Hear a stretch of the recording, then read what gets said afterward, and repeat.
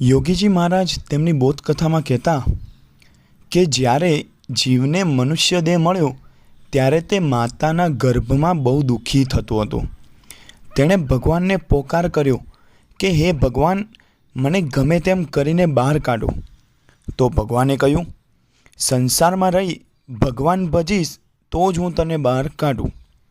તો તે જીવે આ માટે બાંહેધરી આપી, પણ ભગવાનને તેનો વિશ્વાસ કર્યો નહીં.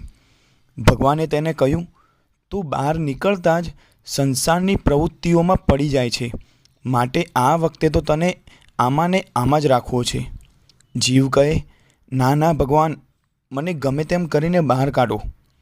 તો ભગવાન કહે, તારો કોઈ જામીન થાય તો હું તને બહાર કાઢું.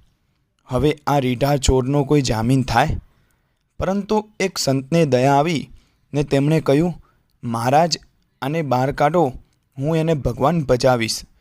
ભગવાન કહે, આ તમને નહીં ગાંઠે હો. તો બાજુમાં જમદૂત પણ ઊભા હતા. તેમણે કહ્યું, અમે તૈયાર છીએ, લઈ જઈશું છેલ્લે યમપુરીમાં, પણ એને કાઢો.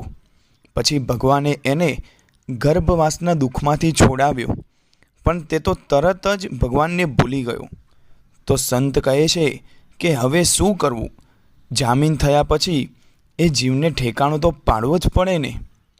અને એ જીવને ઠેકાણે પાડવા માટે આ પૃથ્વી ઉપર પ્રમુખ સ્વામી મહારાજ અને મહંત સ્વામી મહારાજ જેવા સંત વિચરે છે.